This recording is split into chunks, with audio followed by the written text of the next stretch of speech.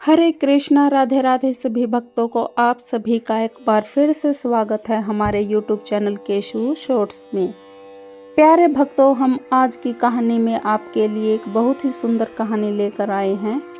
यह कहानी हमें बताती है कि भक्ति को आडंबर की या दिखावा करने की जरूरत नहीं होती। भगवान का सच्चे मन से नाप जप करना ही सबसे बड़ी भक्ति है। चलिए शुरू करते हैं आज की कहानी। काशी में एक ब्राह्मण के सामने से एक गाय भागती हुई किसी गली में घुस गई। तभी वहां एक आदमी आया। उसने गाय के बारे में पूछा। पंडित जी माला फेर रहे थे, इसीलिए कुछ नहीं बोला, बस हाथ से उस गली का इशारा कर दिया जिधर गाय गई थी। पंडित जी इस बात से अनजान थे कि वह आदमी कसाई है और गौ माता उसके चंगुल से जान बचाकर भागी थी। कसाई ने पकड़कर गोवध कर दिया। अनजाने में हुए इस घोर पाप के कारण पंडित जी अगले जन्म में कसाई घर में जन्मे और उनका नाम पड़ा सदना। लेकिन पूर्व जन्म के पुण्य कर्मों के कारण कसाई होकर भी वह उदार और सदाचारी थे। कसाई परिवार में जन्मे होने के कारण सदना मांस बेचते तो थे, लेकिन भगवत भजन में बड़ी निष्ठा थी। वो खुद मांस कभी नहीं खाते थे। एक दिन सदना को नदी के किनारे एक बड़ा पत्थर मिला। सदना को वह पत्थर अच्छा लगा, इसके लिए वह उसे मांस तोलने के लिए अपने साथ ले आए। लेकिन सदना इस बात से अनजान थे कि यह वही शालिग्राम थे जिन्हें पूर्व जन्म नित्य पूजते थे। सदना कसाई पूर्व जन्म के शालिग्राम को इस जन्म में मांस तोलने के लिए बाट के रूप में प्रयोग करने लगे। आदत के अनुसार सदना ठाकुर जी के भजन गाते रहते थे। ठाकुर जी भक्त की स्तुति का पलड़े में झूलते हुए आनंद लेते रहते। बाट का कमाल ऐसा था कि चाहे आधा किलो तोलना हो या 1 किलो या 2 किलो या सारा बहुत सारा वजन, वह उससे पक्का हो जाता। एक दिन सदना की दुकान के सामने से एक ब्राह्मण निकले। उनकी नज़र बाट पर पड़ी तो वह सदना के पास आए और शालिग्राम को अपवित्र करने के लिए फटकारा। ब्राह्मण ने कहा कि मूर्ख, जिसे पत्थर समझकर मांस तोल रहे हो, वो शालिग्राम भगवान हैं। ब्राह्मण ने सदना से शालिग्राम भगवान को लिया और घर चले गए। गंगा जल से नहलाया, धूप दीप चंदन से पूजा की। ब्राह्मण को अहंकार हो गया कि जिस शालिग्राम से पतितों का उद्धार होता है, आज एक शालिग्राम का वह उद्धार कर रहा है। रात को उसके सपने में ठाकुर जी आए और बोले, तुम जहाँ से मुझे लाए हो, मुझे वहीं छोड़कर आओ। मेरे भक्त सदन कसाई की भक्ति में जो बात है, वह तुम्हारे आडंबर में नहीं। ब्राह्मण बोला, प्रभु, सदना कसाई का पाप कर्म करता है, आपका प्रयोग मांस तोलने में करता है। मांस की दुकान जैसा अपवित्र स्थान आपके योग्य नहीं। भगवान बोले, भक्ति में भरकर सदना मुझे तराजू में रखकर तोलता था। मुझे ऐसा लगता था कि जैसे कि वह मुझे झुला रहा हो। मांस की दुकान में आने वालों को भी मेरे नाम का स्मरण कराता है, मेरा भजन करता है, और जो आनंद वहाँ मिलता था वह यहाँ नहीं। तुम मुझे वहीं छोड़कर आओ। ब्राह्मण शालिग्राम भगवान को वापस सदना कसाई को दे आए। ब्राह्मण बोला, भगवान को तुम्हारी संगति ही ज्यादा सुहाई है। यह तो तुम्हारे पास ही रहना चाहते हैं। ये शालिग्राम भगवान का स्वरूप है। हो सके तो इन्हें पूजना, बाट मत बनाना। सदना ने यह सुना, अनजाने में हुए अपराध को याद करके दुखी हो गया। सदना ने प्रायश्चित करने का निश्चय किया और भगवान जगन्नाथ के दर्शन के लिए निकल पड़ा। वह भी भगवान के दर्शन को जाते हुए एक समूह में शामिल हो गया। लेकिन लोगों को पूछने पर उसने बताया कि वह कसाई का काम करता था। लोग उससे दूर दूर रहने लगे, उसका छुआ खाते पीते नहीं थे। दुखी सदना ने उनका साथ छोड़ा और शालिग्राम जी के साथ भजन करता अकेले चलने लगा। सदना को प्यास लगी थी। रास्ते में एक गांव में कुआं दिखा तो सदना वहां पर पानी पीने के लिए ठहर गया। वहां पर एक सुंदर स्त्री पानी भर रही थी। वह सदना के सुंदर मजबूत शरीर पर रीझ गई। उसने सदना से कहा कि शाम हो गई है, इसीलिए आज रात वह उसके घर में ही विश्राम कर ले। सदना को उसकी कुटिलता समझ में नहीं आई और सदना उसका मेहमान बन गया। रात में वह स्त्री अपने पति के सो जाने पर सदना के पास पहुंच गई और उससे अपने प्रेम की बातें करने लगी। स्त्री की बात सुनकर सदना चौंक गए और उसे पतिव्रता रहने को कहा। स्त्री को लगा कि शायद पति होने के कारण सदना रुचि नहीं ले रहे। वह चली गई और सोते हुए अपने पति का गला काट आई। सदना भयभीत हो गई। स्त्री समझ गई कि बात बिगड़ जाएगी, इसलिए उसने रोना चिल्लाना शुरू कर दिया। पड़ोसियों से कह दिया कि इस यात्री को घर में जगह दी थी, चोरी की नीयत से इसने मेरे पति का गला काट दिया। सदना को लगता था कि अब उसे बहुत बड़ी सजा मिलेगी। सदना को पकड़कर न्यायाधीश के सामने पेश किया गया। न्यायाधीश ने सदना को देखा तो ताड़ गए और कहा कि यह हत्यारा नहीं हो सकता। उन्होंने बार बार सदना से सारी बात पूछी।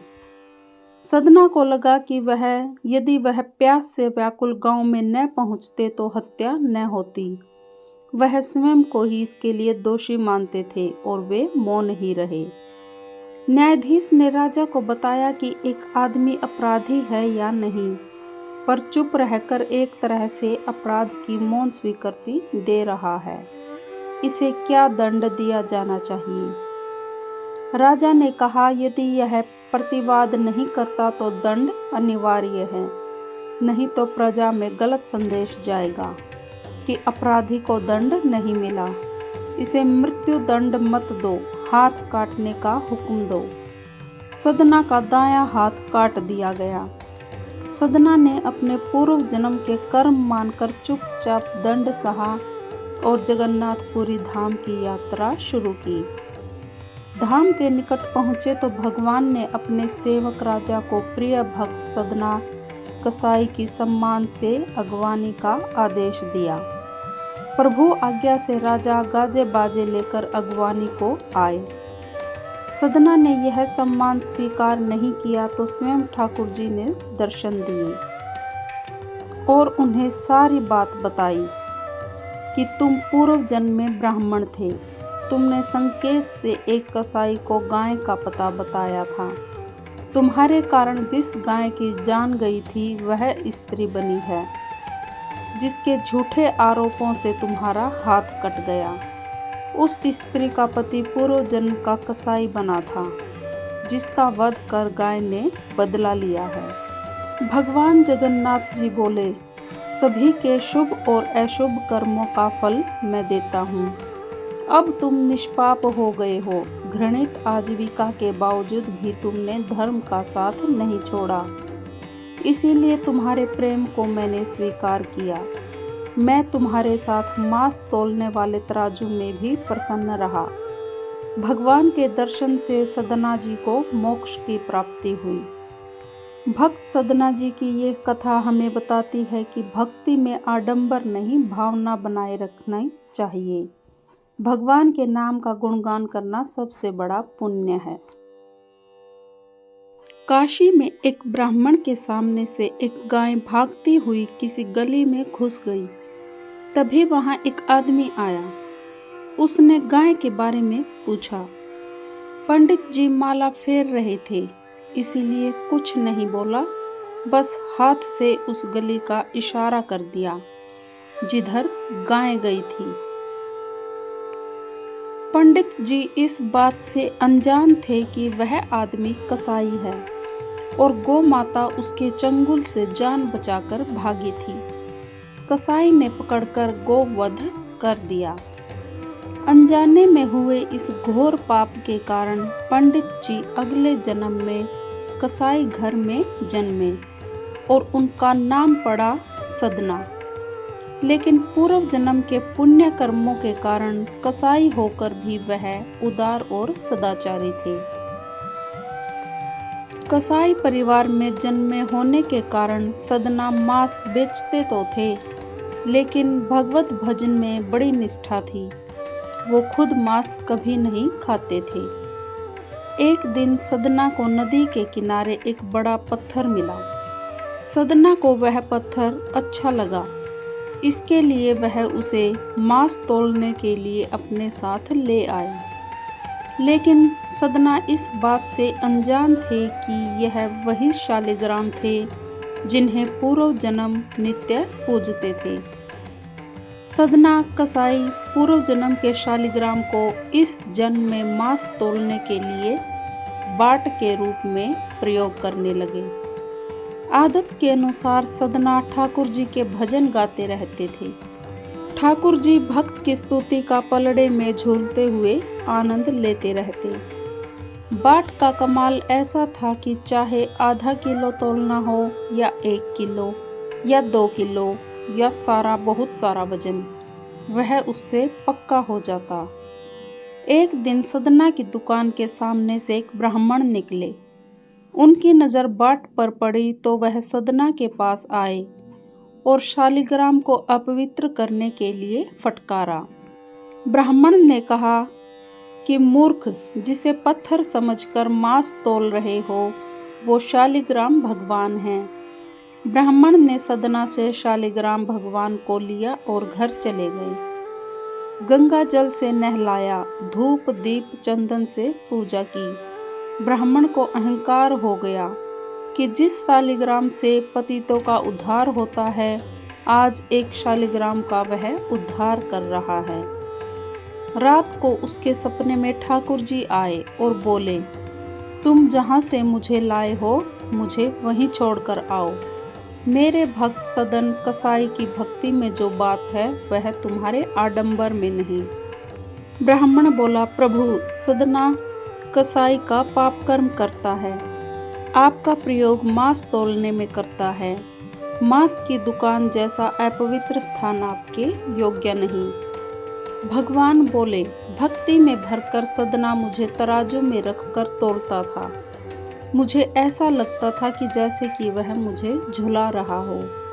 मांस की दुकान में आने वालों को भी मेरे नाम का स्मरण कराता है, मेरा भजन करता है, और जो आनंद वहाँ मिलता था वह यहाँ नहीं।